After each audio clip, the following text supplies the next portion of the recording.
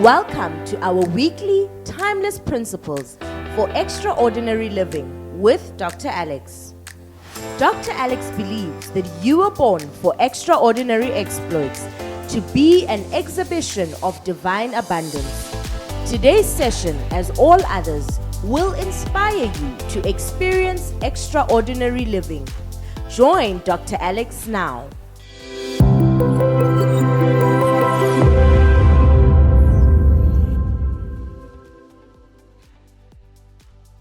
Wow. I am so excited that you have connected again. I want to welcome you to Module 2, Part 2 on the Kingdom Priority of Management. The Kingdom Priority of Management, Module 2, Part 2. We are dealing on this Module 2 on the basics of management. I'm so delighted, I'm so excited for this opportunity that we can share, we can get into this subject a little bit more. Of course, we're dealing with the basics yet, but we will go a little bit beyond what we covered just in the Module 1. I want you to remember this.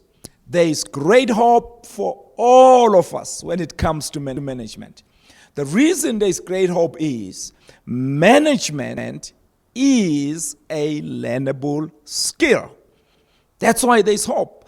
Management is not one of those things that are a gift for just a few, but management is learnable. Any one of us can learn it. You can learn it. I can learn it. That gives hope to humanity. I want to begin for this part 2, part 3, part 4 to just establish a motto that I want to invite you that every now and then we say this motto. Say this motto after me. What I manage, it improves, it grows, it increases. Can you try that again? What I manage, it improves, it grows, it increases. I want that to be the motto that you drive your management journey with. The second one of this motto is the following. Simply say, management was the primary motivation for my creation beyond the religious activity I like so much. Say that again. Management was the primary motivation for my creation beyond the religious activities that I like so much. Let's get into the basics. We begin the basics with definitions. I believe that one of the greatest challenges about anything is firstly to know what it is and what it is not. In the case of management, I want us to go through a number of voices of experts, a number of voices of management practitioners, and just hear what they say management is. We want to locate this idea of what is management. I know some of you are listening. You have a title called a manager. And if I truly ask you, what is that task about? What is management? Some would say one or the other. So I want us to scan through a number of voices on management, and as we scan through them, I'll give you 10 of them. As we scan through them, I challenge you to ponder on these voices. Ponder in this way. Ask yourself the question, if the experts say this is management, how do I measure up to it? If they define it as a task or they define it as an activity, or they define it as an attitude. How do I measure up to it? When I was introduced in the field of management, I will talk about it later on. I was coming from the core scientist, or the core sciences, or the hard sciences, whatever you call them, as a physicist, as a nuclear physicist. I already had acquired my PhD in nuclear physics, so I was now starting to enter into management. So I started off by studying a diploma in business management, just to get the terminologies. One of the terminologies I truly found fascinating, maybe let me say, one of the things I found fascinating is that in the behavioral science, things don't have very, very clear definitions. Everybody knows what they're talking about, but not many can fully define it. So I bothered myself to say, what is management? What is leadership? What is the difference between a manager and a leader? If I am a manager, what does it mean? Well, I'm still learning, and I will charge you. I will give you 10 different voices. And as I give you these voices around what they say management is, ask yourself the question, how do I measure up to this task? Is it something within my reach? Is it something I can do? Remember, the point is, management is a learnable skill. Can I learn what they say management is? Can I do what they say management is? Okay, let's go for it. Here are the 10 voices on the concept of management. The first voice says the key to managing is to keep the few that hate you from the crowd that is undecided. Think about that. That's the first voice. The key to management, or the key to managing, it is to keep the few that hate you from the crowd that is undecided. The idea here is that in management, there will always be a divided group. There's one crowd that's still figuring out what it is that you want them to do. There's one crowd that has decided they're not going to do it. I'll come back to this when I do one case study on management. So, is this something you can do? Are you able to keep the few that hate you, the few that don't like what you are saying, the few that don't like your ideas? Are you able to keep them away from the crowd that's yet undecided? The second voice is from Paul Hawken.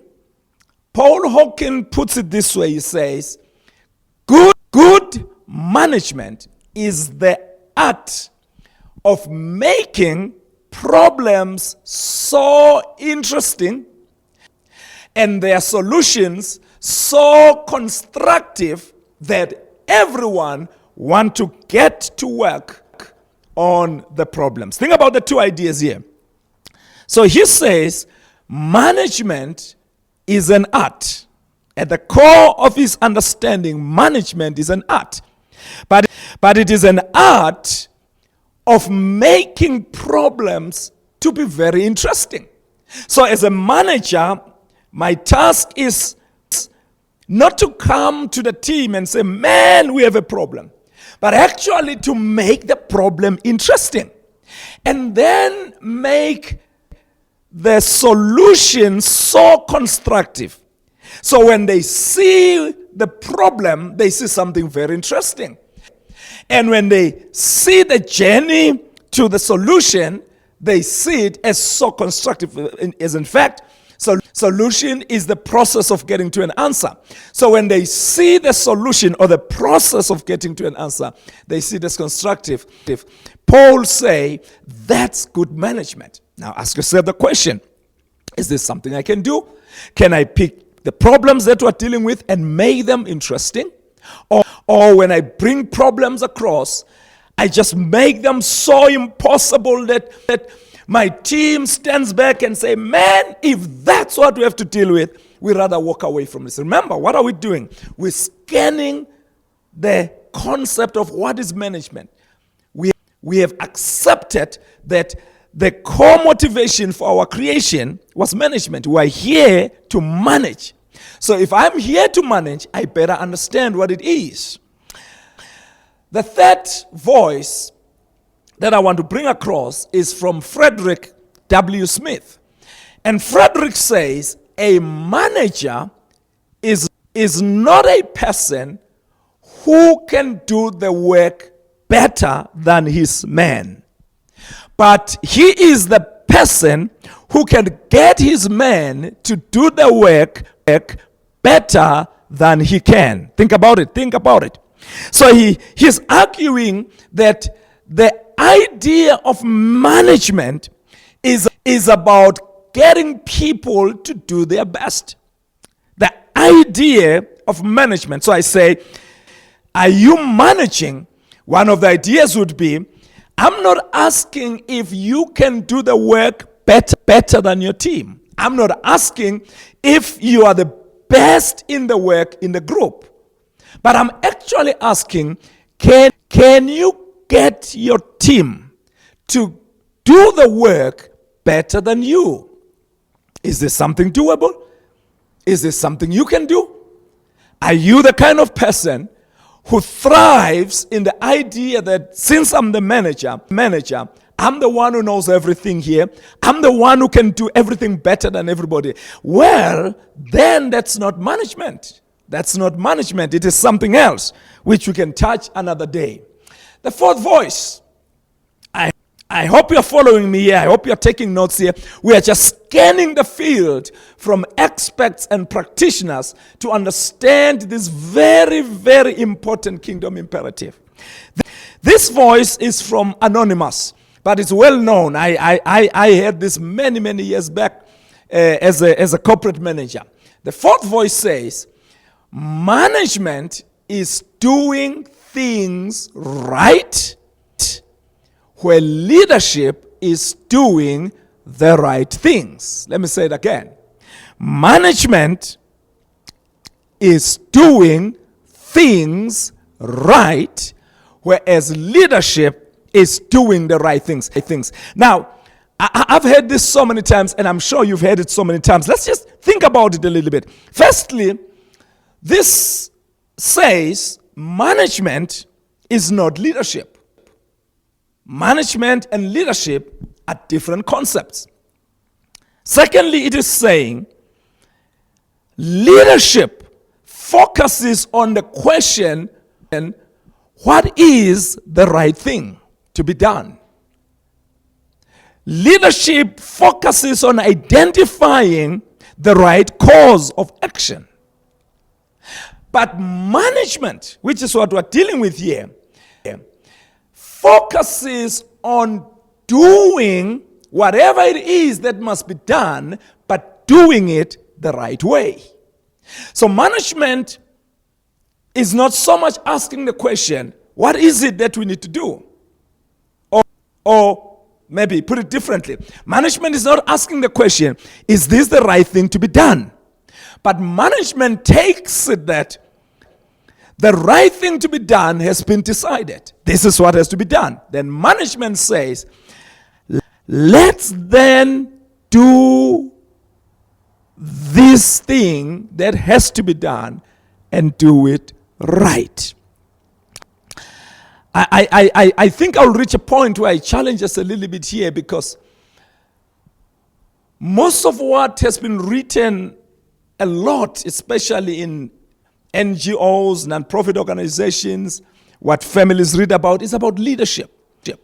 So we focus on figuring out what's the right thing to be done. But once we know that, we hardly actually then say, how then do we do things right? That's the difference between management and leadership. Let's scan through voice number 5. Remember, I said I'm scanning just 10 voices. Lee Iacocca, one of the great leaders and great managers in the U.S., once said, if I had to sum up in one word what makes a good manager, I would say, decisiveness.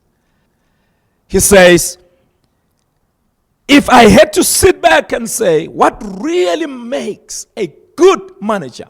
He said, I would use one word, decisiveness, which means management concept entails the art or the discipline of making decisions and then getting on with the job. In other words, if I am saying I'm practicing management, one of the things is don't practice the thing that we're still talking about it. We're still thinking about it. We're molding the idea. We say that's not management. He's arguing that management is decisiveness. Make the decision and get on with the job. That's management. Is that doable? Is that something you can do? I don't know what you're dealing with at the moment. Do you need to make the decision now? Or you still have to mull over with the thing?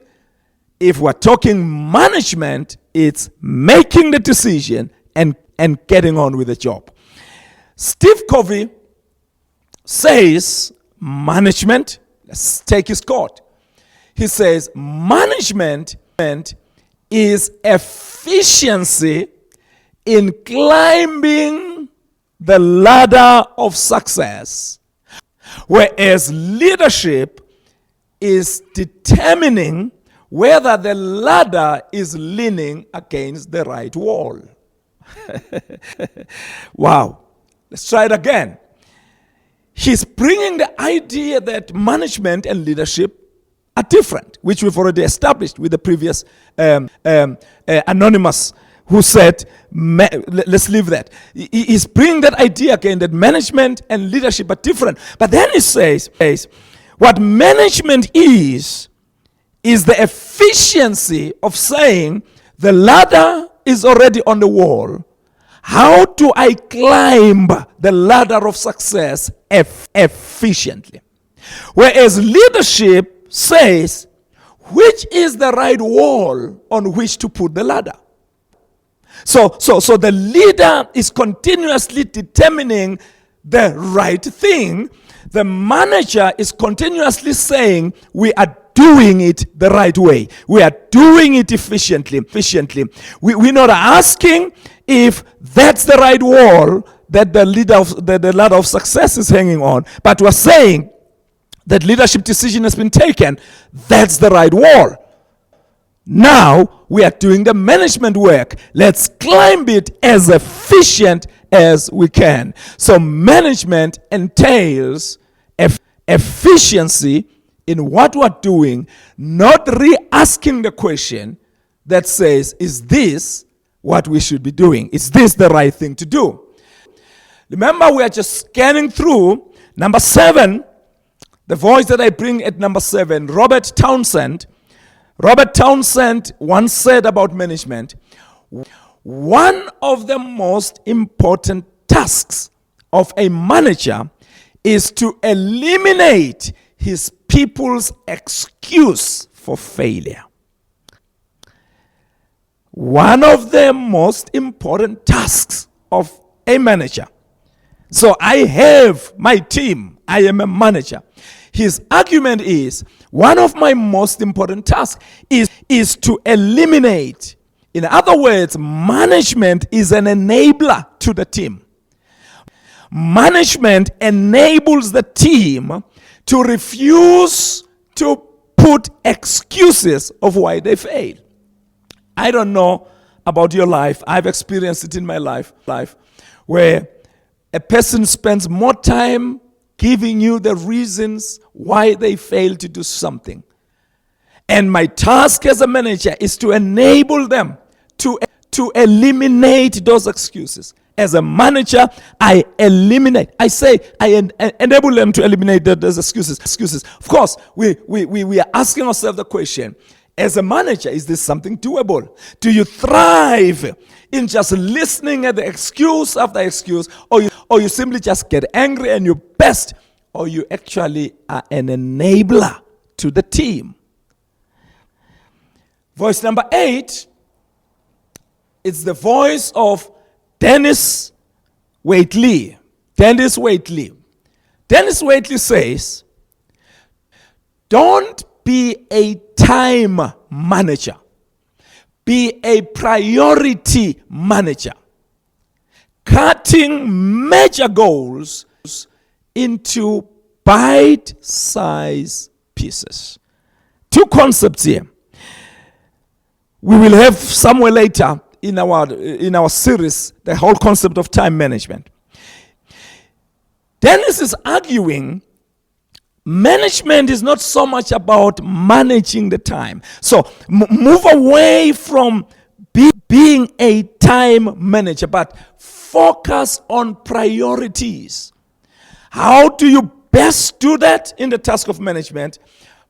By cutting major goals and making them into tiny pieces. In other words, if I focus on priority, I take this massive goal, I cut it a little bit, and I say, that's priority 1, that's priority 2. So I'm not spending my time focusing on managing time, but I am actually simplifying the goals into bite-sized pieces, which my team can then engage on. Voice number 9, Charles Murray. Charles Murray says, you can learn a lot about good management by working under someone who is a bad manager.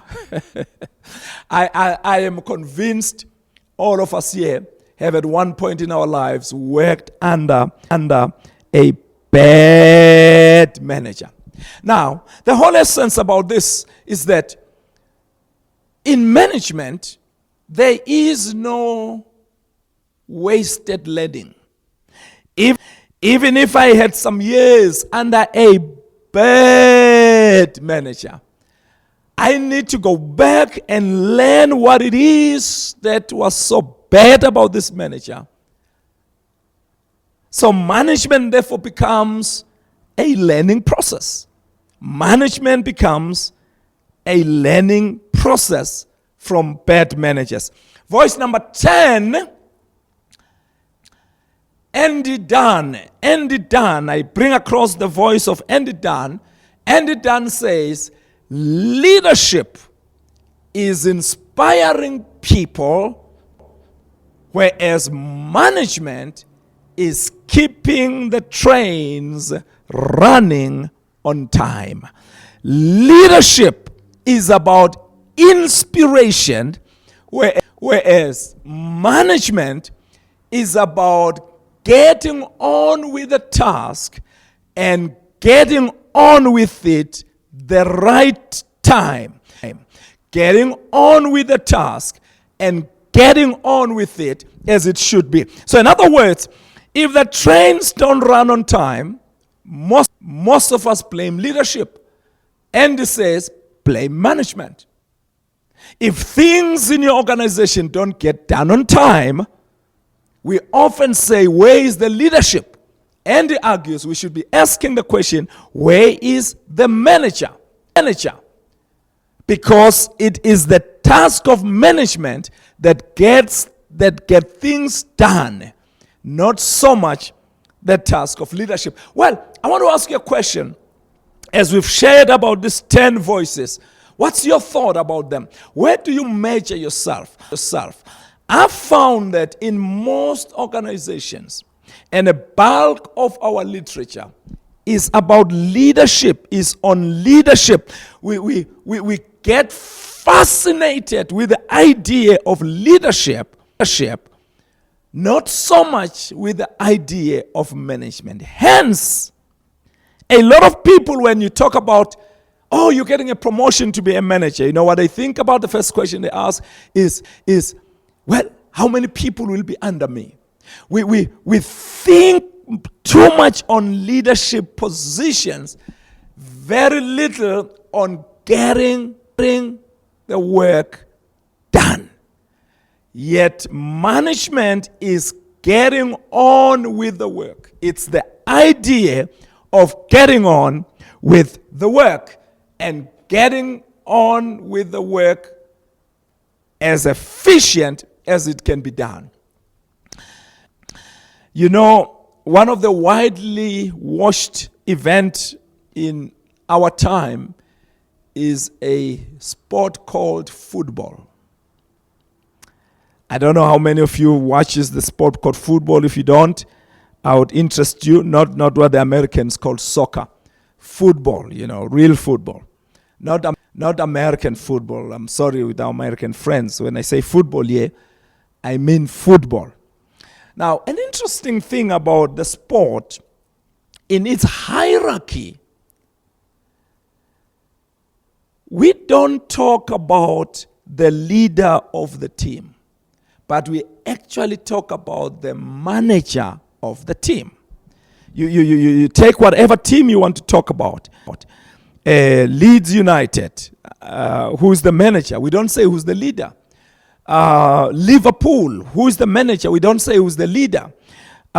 Kaizer Chiefs. Now I've forgotten who's the manager there. But the whole point is, in this widely watched sport, in its hierarchy, management is the highest hierarchy in making that game work. To the point that when the team fails, it is determined that it is the manager who has failed. Even though the manager doesn't get into the football field, the manager doesn't kick the ball. I mean, of course, he can kick the ball. Most of them have kicked it before. But you find some managers who've never been footballers themselves. But the reality is, to get the team back on track, you get a manager who will perform. Not a leader, you get a manager. The guy will get into the ground, get the team around them, manage the team, and get the team performing. I often wondered sometimes that, but it's the guys who don't score the goals. It's the guys who don't mark. Why don't get rid of the team? But the performance is measured against the manager, not against the players. So that's the whole point of the concept of management. Performance, success is on the shoulders of management. Now, so you've reflected on the concept. I want us then to zero in on which definitions we're going to use in this series. So I was just scanning through, so we're going to use definitions. I want to begin our definitions with a text. Our central text for this module 2 of management is from the wisest man who lived just second only to Christ.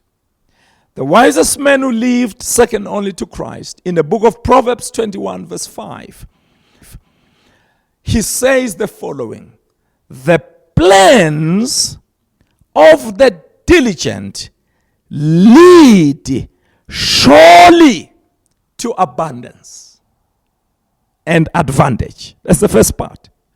The plans of the diligent lead surely to abundance and advantage. Then he says on the second part of the text, but everyone who acts in haste comes surely to poverty.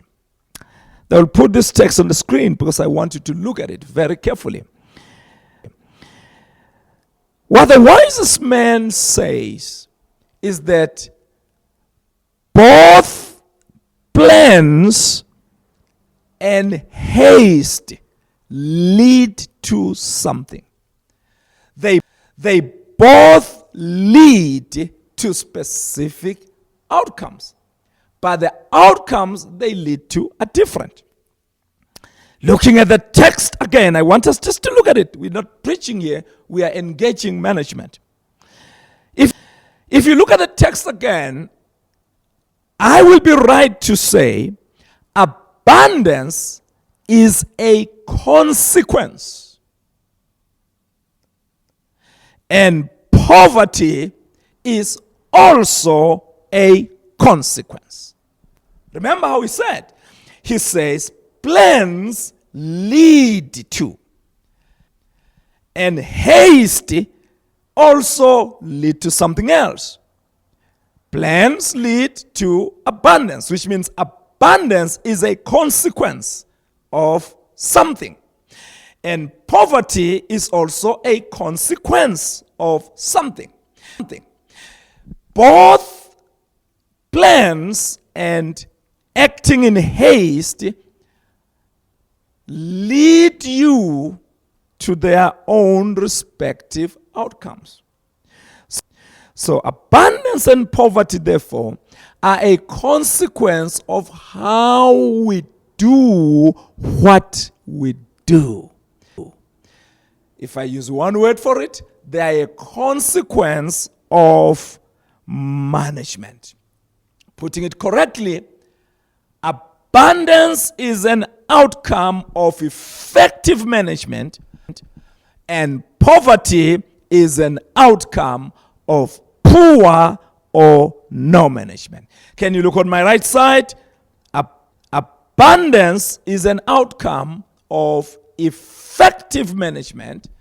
On my left side, poverty is also an outcome of no management. I want to argue to you in this series, if in Africa we can emphasize management, our story would change. If in Africa we can emphasize management, our story would change. Think about this. In Africa we have a lot of natural resources. In Africa we have a lot of human resources. In Africa we have got vast land. Vast lands. What we lack is management.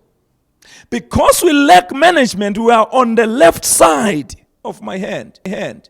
Our outcome is poverty. Africa is not poor because there are no natural resources. Africa is not poor because there is no human resources. Africa is not poor because we lack land or rivers or water or the climate. But the poverty of Africa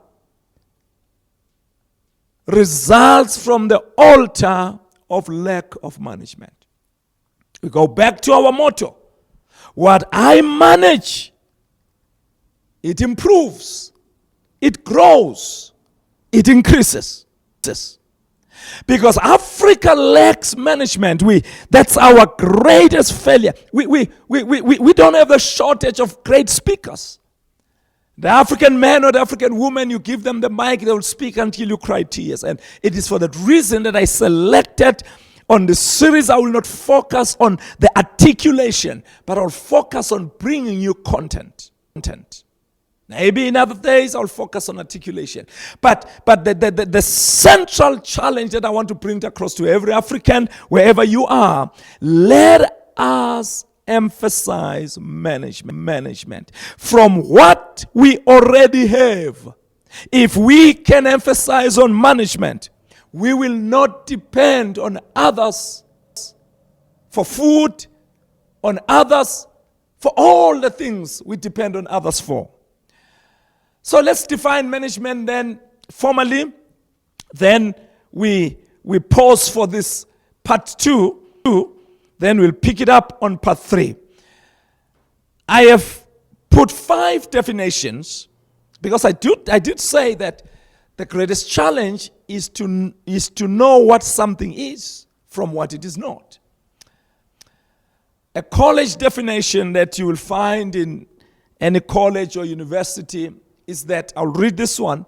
Management is the process of coordinating work-related activities so that the people performing them completes these activities effectively and efficiently. Several important words in that definition. It is the word process. Management is a process. And in that word, in the definition, It's the word activities. It's the word people performance. It is the word effectiveness and efficiencies. So that's how a scholarly definition is given. Well, simplifying still, definition 2, the college definition, I've called it simpler college definition. Management is the process of deploying resources to achieve results efficiently and effectively. That's the simplified definition from the college definition. Try it again. It is basically the process of deploying resources. Deploying, whether the resources be human, whether the resources be financial, whether the resources be otherwise. But when we talk management, we are talking about a process of deploying. So if you say I'm a manager, I ask you the question, are you efficiently and effectively deploying resources? The word effectively and efficiently is summarized with the word effectual. Effectual is effective and efficient. So that's what management is. The third definition, which is used by motivational speakers, but I put it here because sometimes I do that role. In motivational speaking, we say management is the process for achieving goals. That's as simple as we put it. Management is the process for achieving goals.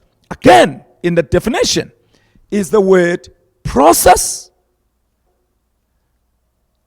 Management is a process. Even though it's beautifully simplified, management is the process for achieving goals. In other words, if I am a manager, if I am managing, whatever it is that I'm doing must be leading me to achieving goals.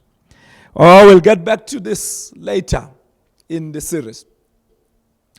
An operational definition for me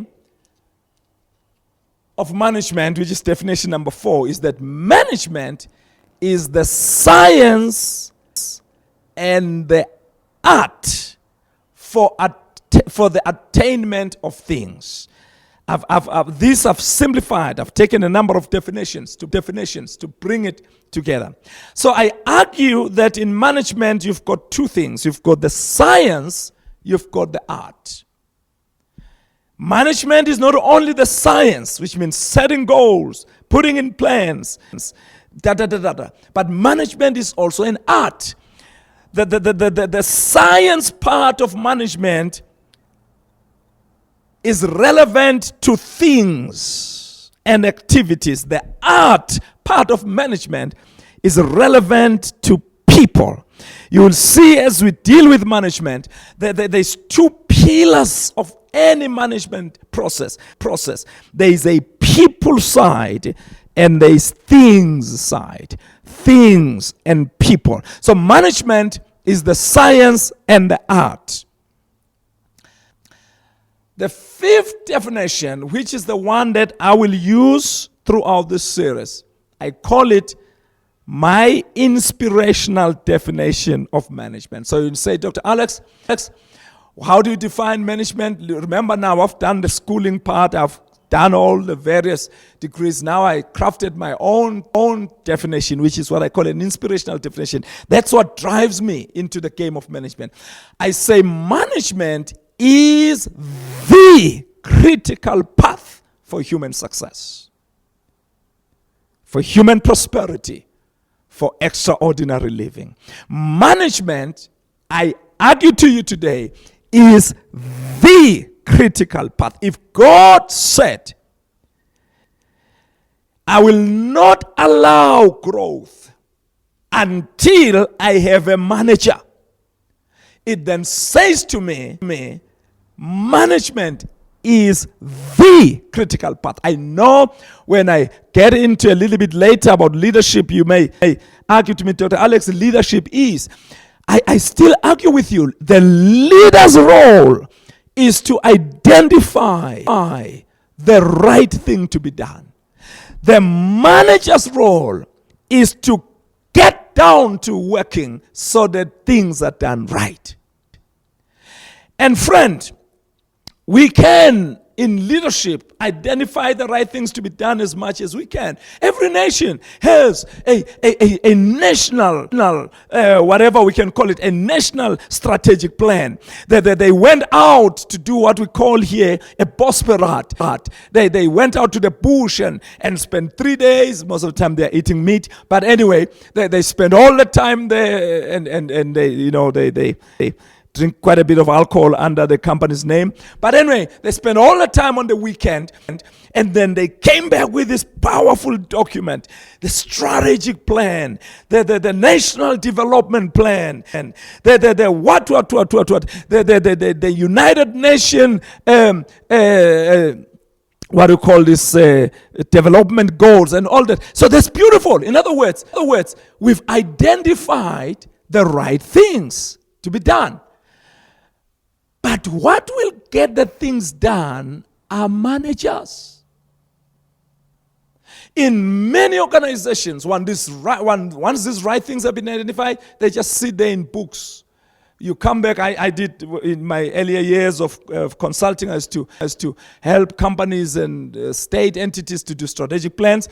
I can't forget one year when we're doing the strategic plan. So before I lead them, over the 3 days, I asked them to give me their previous year's strategic plan, their annual plans, the quarterly plans, the performance plans.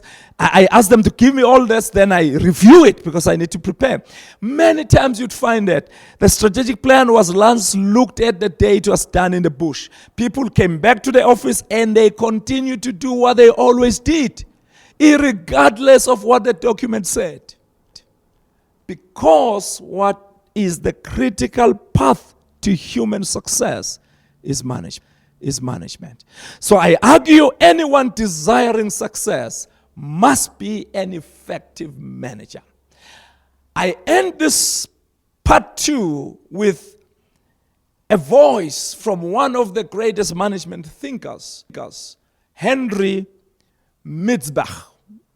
He says, management is above all a practice where art, science, and craft meet. Management, he says, is above all a practice where art, science, and craft meet.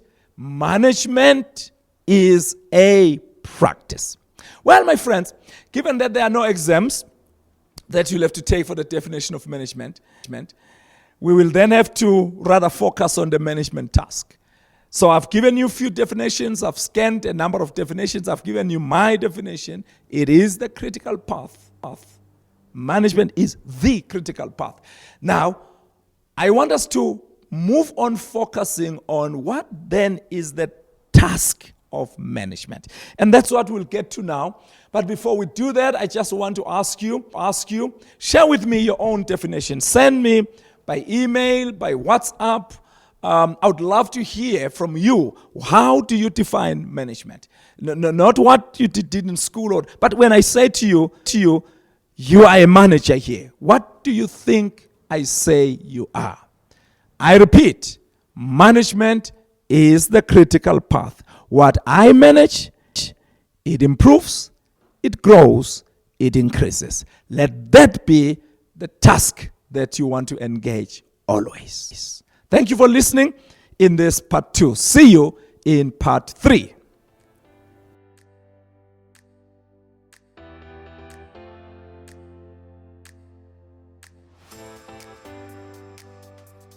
Thank you for connecting with us on Extraordinary Exploits with Dr. Alex. We value your connection.